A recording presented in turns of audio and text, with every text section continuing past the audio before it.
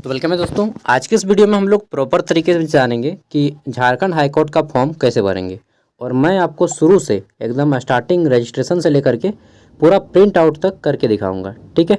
और फोटो जो अपलोड करने में दिक्कत आती थी वो भी प्रॉब्लम फेस करके दिखाऊंगा, उससे भी कैसे सॉल्व करना है, ठीक है।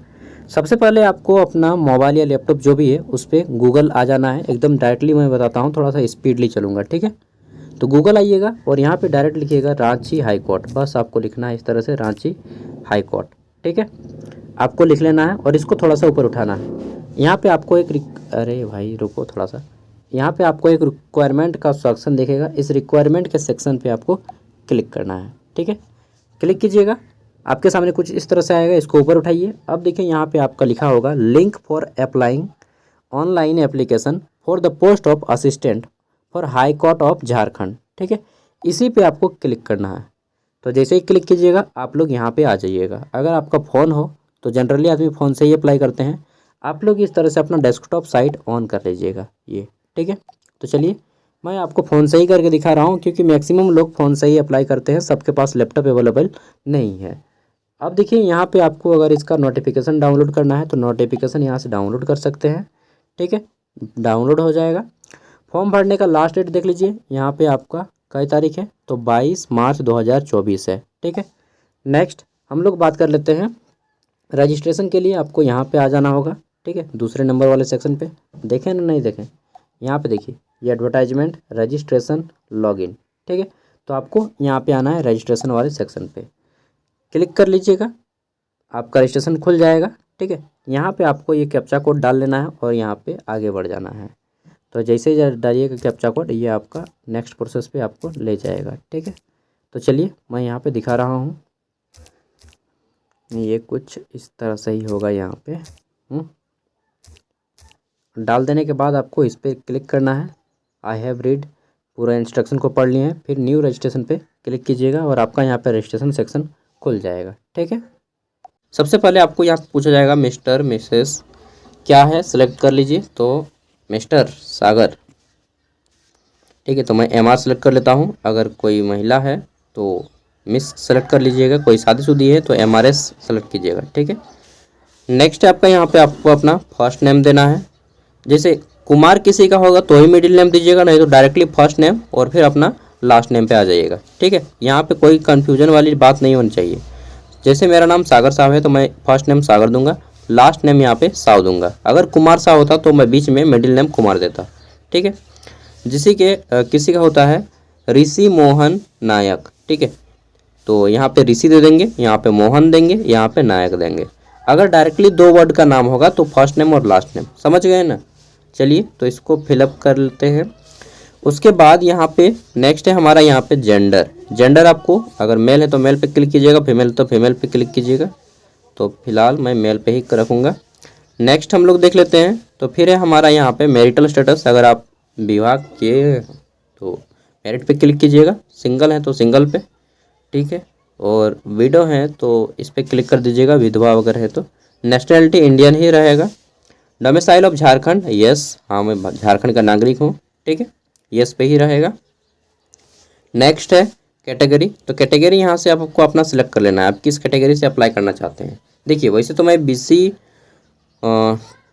हूँ, ठीक है, सॉरी BC1 हूँ या 2 हूँ यार, देखना पड़ेगा मुझे भी एक बार, ठीक है, जो भी है। लेकिन हाँ BC1 BC2 और आपका ST SC सब कोई जनरल से फॉर्म को फिलअप कर सकता है, ठीक है। नेक्स्ट है यहाँ पे अगर आप PWD कैंडिडेट हैं, यानी कि फिजिकली हैंडीकैप अपने शारीरिक रूप से विकलांग, तो यस पे क्लिक कीजिएगा, नहीं है तो नो पे क्लिक कीजिएगा। और आपका विकलांगता का प्रतिशत 40% या उससे अधिक होना चाहिए, तभी यहाँ पे आपको वैलिड दिया जाएगा। नेक्स्ट है डोमिसाइल नंबर, आपको यहाँ पे अपना जो आवासीय प्रमाण पत्र का नंबर है उसको देना है। JH करके लिखा होगा वहाँ पे, आप लोग देखिएगा ऊपर पे, ठीक है। फिर यहाँ पे इशू डेट पूछा गया है, जो कि इशू डेट देना है आपको। चलिए ये थोड़ा सा मैं आपको बताता हूँ डोमिसाइल नंबर और डेट ऑफ इशू, ठीक है, क्योंकि इसमें कुछ लोगों को दिक्कत होगा।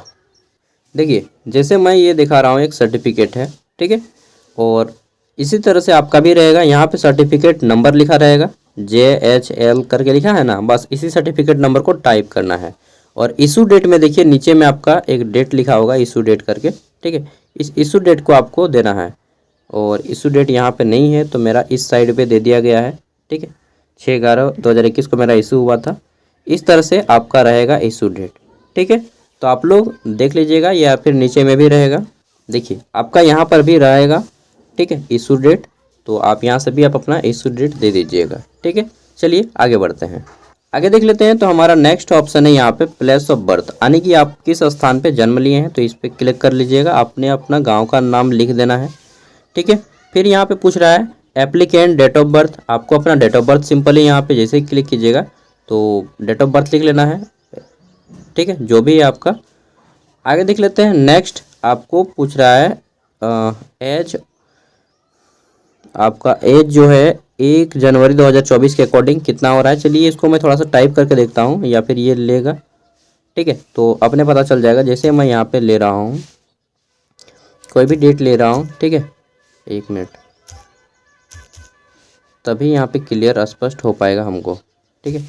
तो ये 02 मैंने ले लिया, फिर इस पर आ गया और इसको महीना कर देता हूँ मैं 10वां महीना कर देता हूँ और इसमें कर देता हूँ 2000 ईस्वी, ठीक है। अब देख लेता हूँ तो यहाँ पे अपने आप आपका एज बता देगा, ठीक है। ऑटोमेटिकली आपको अपना यहाँ पे एज ले लेगा, आपको यहाँ पे फिलअप करने की ज़रूरत नहीं है, ठीक है। केवल आपको अपना डेट ऑफ बर्थ इस तरह से टाइप करना है। जहाँ पे दिक्कत होगा दोस्तों मैं फिलअप करके यहीं इसी तरह से अभी बताऊँगा। फिर आपको अपना फादर नेम, अगर आप शादीशुदा हैं, कोई लड़की हैं तो आप अपना हस्बैंड का नाम दे दीजिएगा, ठीक है। फिर आपको अपना यहाँ पे मदर नेम टाइप करना है, आपकी अपनी माँ का नाम देना है। हम लोग माँ ही बोलते हैं ना झारखंड में, माँ बाप। नेक्स्ट है आधार कार्ड नंबर देना है, 12 डिजिट का आधार कार्ड नंबर, और कहीं पर भी आपको अपना स्पेस नहीं देना है आधार कार्ड में, ठीक है। नेक्स्ट है आधार कार्ड को रीटाइप कीजिएगा और आप कंफर्म कर लीजिएगा, ठीक है। नेक्स्ट है यहाँ पे ईमेल आईडी आपको देनी है। ईमेल आईडी सभी अक्षर जो है स्मॉल लेटर होंगे। दूसरी बार ईमेल आईडी को आप कंफर्म कीजिएगा। फिर आपको अपना मोबाइल नंबर देना है, मोबाइल नंबर को रीटाइप करना है, कंफर्म। पासवर्ड देना है आपको फिर, ठीक है, और पासवर्ड को कंफर्म करना है। पासवर्ड कैसे बनाइएगा तो मैं बता रहा हूँ, देखिए ध्यान से सुनिएगा। सपोज दैट आपको 8 डिजिट का पासवर्ड बनाना है तो आप अपना नाम का प्रयोग कीजिएगा, ठीक है, चाहे अपना टाइटल का। सपोज दैट मेरा नाम साव है तो मैं SAW करूँगा यूज, फर्स्ट लेटर मेरा कैपिटल रहेगा, ठीक। और उसके बाद मेरा 3 लेटर हो गया, फिर एक @ का उपयोग करूँगा या फिर हैशटैग, वो आपके ऊपर डिपेंड करता है आप क्या यूज करिएगा, ठीक है। तो ये मेरा 4 डिजिट हो गया। फिर मैं कोई भी 4 डिजिट का नंबर ले लूँगा 1 2 3 4, ठीक है। अब जोड़ के देखते हैं 1 2 3 4 5 6 7 8, मेरा 8 डिजिट का पासवर्ड बन गया है। पासवर्ड आपका 8 डिजिट का एटलीस्ट होना ही चाहिए, ठीक है। तो इस तरह से आप लोग पासवर्ड बना सकते हैं। सब कुछ फिलअप करने के बाद डिक्लेरेशन पे क्लिक कीजिएगा एंड रजिस्टर नाउ पे क्लिक करना है। तो चलिए मैं आपको ये सारी चीज़ें करके खुद दिखाता हूँ। दोस्तों यहाँ पे मैं थोड़ा सा बता दूंगा, BC1 जो है आपका, जो OBC में भी बहुत गरीब है, ठीक है, जिसका इनकम बिलो 3 लाख है, तो लोग आप लोग ये BC1 में डाल दीजिएगा, ठीक है। और BC2 वैसे हैं OBC जो कि अमीर हैं, ठीक है, यानी कि क्रीमी लेयर में है, और ये नॉन क्रीमी लेयर है। और ईमेल आईडी यहाँ पे आपका कैपिटल लेटर में ही लेगा, ठीक है। तो चलिए सब कुछ डालने के बाद हम लोग रजिस्टर नाउ पे क्लिक करते हैं एंड देखते हैं क्या होता है। तो वेट कर रहे हैं। तो देखिए आपका कुछ इस तरह से आ जाएगा कि रजिस्टर्ड सक्सेसफुली, ठीक है। आपको अपना एप्लीकेशन नंबर यहाँ से स्क्रीनशॉट ले लेना है या फिर नोट करके रख लेना है, ठीक है। और अब हमें लॉगिन पे क्लिक करना होगा। तो चलिए लॉगिन पे क्लिक करते हैं यहाँ पे, ठीक है, और आगे बढ़ जाएंगे। अब देखिए यहाँ पे आपको एप्लीकेशन नंबर देना है, वही जो अभी मैंने स्क्रीनशॉट लेने बोला था, और पासवर्ड जो आपने सेव किया था, ठीक है। उसके बाद ये कैप्चा कोड डाल के यहाँ पे फिर से लॉगिन पे क्लिक करेंगे। चलिए आगे बढ़ते हैं। अब चलिए मैं लॉगिन पे क्लिक करता हूँ। तो अब हमारे सामने हमारा नेक्स्ट पेज ओपन हो चुका है और यहाँ पे अब हमें अपना कम्युनिकेशन डिटेल देना होगा, ठीक है। उसके बाद कम्युनिकेशन डिटेल में सबसे पहले हमारा एड्रेस, वर्तमान पता यानी कि कॉरेस्पॉन्डेंस एड्रेस, और यहाँ पे आपको अपना वर्तमान पता फिलअप करना है, जिसमें सबसे पहले विलेज लिखिएगा, फिर पोस्ट लिखिएगा, फिर पुलिस स्टेशन लिखिएगा, ठीक है, देन डिस्ट्रिक्ट लिखिएगा। इतना चीज़ लिखना है, ठीक है। फिर आपको अपना सिटी सेलेक्ट कर लेना है। तो सिटी में आप अपना ज़िला का नाम दे सकते हैं, जैसे कि हम लोग बहुत विलेज एरिया से हैं तो हम ज़िला का ही नाम देंगे, बोकारो का। ठीक है, अपना डिस्ट्रिक्ट का भी नाम दे सकते हैं, और अगर आप कोई सिटी में रहते हैं तो सिटी का नाम दे सकते हैं। ठीक है, इससे कोई मैटर नहीं करता है। फिर आप अपना यहाँ पे स्टेट का नाम दीजिएगा, तो स्टेट जहाँ से हैं आप। फिर आपको अपना पिन कोड, तो स्टेट में हम लोग झारखंड ही जनरली सेलेक्ट करेंगे। ठीक है, चलिए, तो इसमें झारखंड। और सिटी में आप अपना पुलिस स्टेशन का नाम दे दीजिए, चाहे आप अपना डिस्ट्रिक्ट का नाम दे दीजिए, चाहे आप अपना सिटी में रहते तो सिटी का। ठीक है, अगर आपका परमानेंट एड्रेस और प्रेजेंट एड्रेस दोनों सेम है तो इस पर क्लिक कर देना है। ठीक है, तो जैसे ही क्लिक कीजिएगा आपका परमानेंट एड्रेस जैसा रहेगा, आपका वर्तमान पता और अस्थाई पता दोनों सेम फिलअप हो जाएगा। ठीक है, कॉरेस्पॉन्डेंस एड्रेस और परमानेंट एड्रेस दोनों सेम फिलअप हो जाएगा अपने आप। अब देखिए, आपको अपने यहाँ पे अपना एकेडमिक क्वालिफिकेशन देना है। कितना बड़ा फॉर्म है जी, बस इतना ही बड़ा है। ठीक है, तो एकेडमिक क्वालिफिकेशन में आपको क्या क्या फिलअप करना है। सबसे पहले मैट्रिकुलेशन किस बोर्ड से पास किए हैं, तो यहाँ पे आपको अपना डाल लेना है। कोई स्टेप तो नहीं मैं मिस कर रहा हूँ, नहीं कोई स्टेप नहीं मिस कर रहा हूँ। तो 10th मैट्रिकुलेशन में सबसे पहले यहाँ पे लिखना है आपको जैक बोर्ड। ठीक है, यहाँ पे जैक बोर्ड मैं लिखूँगा जैक रांची सिंपली। और कहाँ से 10th पास किए, अगर आपने CBSE है तो CBSE देना है, DAV है तो DAV देना है। ठीक है, और फिर मैट्रिकुलेशन, तो मैंने मैट्रिकुलेशन के बाद 12th इंटरमीडिएट भी मैंने जैक रांची से किया है, तो जैक रांची लिखूँगा यहाँ पे। ठीक है, सिंपली मैं लिख के दिखा देता हूँ, जैक रांची इस तरह से। ग्रेजुएशन कहाँ से पास किए हैं, तो जो यूनिवर्सिटी है आपको उस यूनिवर्सिटी का नाम आपको दे देना है इस तरह से। फिर आपको अदर क्वालिफिकेशन कोई है, कंप्यूटर स्किल, तो कंप्यूटर स्किल है तभी इसमें जाइए, नहीं तो फिर आपको रिजेक्ट कर दिया जाएगा। आई थिंक जहाँ वहाँ पे जब होगा ना आपका वाइवा टेस्ट, तो वहाँ पे कंप्यूटर अगर स्किल नहीं है आपके पास, MS Word Excel PowerPoint ये सब नहीं आता है, टाइपिंग नहीं आता है, तो दोस्तों मत भरिए, फालतू पैसा बर्बाद हो जाएगा। ठीक है, अदर क्वालिफिकेशन में आपको यहाँ पे कोई भी है तो दे दीजिएगा। ठीक है, फिर आपको यहाँ पे एक सेपरेट बॉक्स दिया गया है, diploma in computer application DCA या फिर DCA+। तो अगर आपने किस इंस्टीट्यूट से पास किया है वो इंस्टीट्यूट का नाम देना है, जैसे बहुत से लोग ICS से पास किए होते हैं। ठीक है, और जहाँ जहाँ से पास किए हैं उसका नाम देना है। ठीक है, फिर आपको इसी तरह से कब पास किए हैं मैट्रिक। ठीक है, कितना % मार्क्स ऑब्टेन कितना आया था आपका, जैसे मेरा 384 मार्क्स आया था। टोटल मार्क्स कितना है, तो 500। यहाँ पे मैं लिखूँगा पासिंग ईयर, एगो मैं दिखा दे रहा हूँ आपको लिख के, उसके बाद आपको सब खुद से लिखना है। ठीक है, 2017 इस तरह मैंने मैट्रिक पास किया। कितने नंबर आए मार्क्स ऑब्टेन में यहाँ पे डालना है, तो मेरे आए थे 384 मार्क्स। ठीक है, फिर ओके करना है। Obtain marks can not be more than, पहले हमको ये वाला फिलअप करना होगा। ठीक है, टोटल मार्क्स फिलअप करना होगा। चलिए, 500 मैंने लिख दिया। ठीक है, परसेंटेज पे जैसे ही क्लिक कीजिएगा अपने आप यह % ले लेगा। फिर यहाँ पे आपको डिवीज़न पूछेगा, आप किस डिवीज़न में पास किए, फर्स्ट सेकंड या थर्ड डिवीज़न, तो मैंने फर्स्ट डिवीज़न से पास किया मैट्रिक, ये इस तरह से हो जाएगा। और यहाँ पे मैं जैक रांची लिख देता हूँ, जैक रांची। ठीक है, ये हो गया पूरा का पूरा। इस तरह से आपका फॉर्म भराएगा। ये 10th वाला हो गया फॉर्मेट। सेम आपका 12th भी रहेगा इसी तरह से, सेम आपका ग्रेजुएशन भी इसी तरह से देना है। और फिर आपको अदर क्वालिफिकेशन अगर कोई है, ठीक है, तो दे सकते हैं। जैसे बहुत से लोग PG किए होते हैं तो PG भी दे सकते हैं। और कंप्यूटर को आपको यहाँ पे फिलअप करना ही पड़ेगा, कंप्यूटर। ठीक है, कहाँ से पास किए हैं, कब पास किए हैं, और कोर्स का ड्यूरेशन क्या था, 1 महीना था या 6 मंथ। ठीक है, फिर यहाँ पे बोल रहा है गेम एंड स्पोर्ट, अगर आप कोई जानते हैं और आपके पास सर्टिफिकेट है तो यस कीजिएगा, नहीं है तो नो पे क्लिक करना है सिंपली। फिर पूछ रहा है यहाँ पे थोड़ा सा, ये 2 स्टेप है। ठीक है, तो देखिए यह फॉर्मेट जो है जनरली आपको उनके लिए है जो स्पोर्ट कोटा से बिलोंग करते हैं। ठीक है, और ये अंडरटेकिंग के अंतर्गत आता है। अगर आपका कोई सर्टिफिकेट कमी है और अगर आप स्पोर्ट कोटा से आते हैं तो अंडरटेकिंग पे आप यस कर दीजिएगा।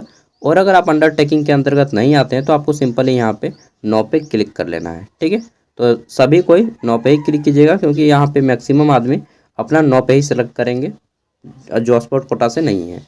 अब ये आता है आपका एक NOC सर्टिफिकेट।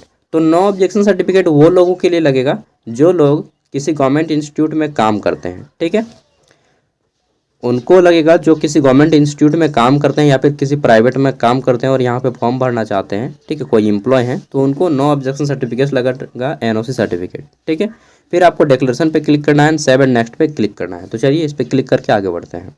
अच्छा देखिए, यहाँ पे ग्रेजुएशन में अगर आपको फुल मार्क्स डालने में कुछ दिक्कत हो तो मैं बता देता हूँ। टोटल मार्क्स रहेगा आपका जितना कोर पेपर, सब्सिडरी पेपर, जितना पेपर था सब मिला के जितना पेपर में मार्क्स है, जैसे मेरा 2400 मार्क्स है सभी पेपर मिला के, ठीक है। ऑनर्स पेपर भी और साइड पेपर सब मिला के 2400, ठीक है। तो ये 2400 लिख रहा है आपको ऑप्टेन में। और यहाँ पे टोटल मार्क्स में आपको सभी को जोड़ के लिखना है, केवल ऑनर्स पेपर नहीं, सभी जोड़ के आप कितना नंबर लाए हैं। तो मैंने लाया 1697 नंबर। तो इस तरह से आपको भी लिखना है, ठीक है। एकदम आराम से समझा रहा हूँ, कोई भी दिक्कत नहीं होना चाहिए, ठीक है ना। तो चलिए मैंने सब कुछ फिलअप कर लिया है एंड 7 नेक्स्ट पे आप क्लिक कर। तो दोस्तों प्रॉब्लम जितने भी लोगों का हो रहा था यहाँ पे फोटो वगैरह अपलोड करने में, अब प्रॉब्लम हट गया है, ठीक है। मैं खुद करके आपको दिखा रहा हूँ, जिससे मैंने फोटो अपलोड कर लिया है। सिग्नेचर चलिए अपलोड करके दिखा रहा हूँ। तो सिग्नेचर पे मैंने क्लिक किया। फर्स्ट ऑफ ऑल सिग्नेचर, यहाँ फाइल चुने हैं, सेलेक्ट फाइल, इस पर आपको क्लिक करना है, ठीक है। फिर आप अपना ब्राउज़र पे आ जाइएगा, देन आप यहाँ से अपना सिग्नेचर को सिलेक्ट कर लीजिएगा। मैं आपको खुद करके दिखा रहा हूँ, ठीक है। देखिए मैंने सिग्नेचर को ले लिया, अपलोड पे अब मैं क्लिक करूँगा और ये हमारा सिग्नेचर अपलोड हो गया है, ठीक है। File uploaded successfully. फिर हम इसी तरह से डोमिसाइल को चुन लेंगे अपना, ठीक है। आपको भी सेम टू सेम इस तरह से सब कुछ यहाँ से सेलेक्ट कर लेना है।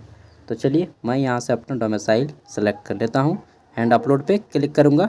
इस तरह से यहाँ पे अपलोड सक्सेसफुली हो जाएगा। यहाँ से आप लोग क्लिक करके इसको देख भी सकते हैं। जैसे इस पर क्लिक कीजिएगा डोमिसाइल पे, तो आपका इस तरह से दिखा भी देगा, ठीक है। इसी तरह से सब अपलोड कर लेते हैं। क्लास 10th का मार्कशीट, फिर आपका डिप्लोमा, और अगर आप BC1 से डाले हैं या फिर STS से तो आपको कास्ट सर्टिफिकेट भी अपलोड करना होगा। और फिर लास्ट में ये डिक्लेरेशन पे क्लिक करना है और फिर हमें आगे बढ़ना है। चलिए मैं सब कुछ करके दिखाता हूँ खुद। चलिए दोस्तों मैंने सब कुछ कर लिया है एंड 7 नेक्स्ट पे अब क्लिक करते हैं, ठीक है। एक बार अगर आप प्रीव्यू करना चाहते हैं तो देख सकते हैं कि आपका फॉर्म कैसा कैसा भराया हुआ है। तो प्रीव्यू में एक बार चेक कर लेते हैं, ठीक है, अपना अपना फॉर्म कि आपने कोई गलत तो नहीं भरा है अभी तक, ठीक है। तो मैंने एक बार चेक कर लिया एंड अब फाइनली 7 नेक्स्ट पे क्लिक कर लेता हूँ, ठीक है। सब कुछ चेक कर लीजिएगा, सब कुछ मैंने अपलोड कर दिया। देखिए यहाँ पे मेरा एक चीज़ खाली आ रहा है, ठीक है। यहाँ पे देख लीजिए सब एक चीज़ मेरा यहाँ पे, इस तरह से आपको एक बार चेक कर लेना है, ठीक है, नहीं तो धोखा हो जाएगा।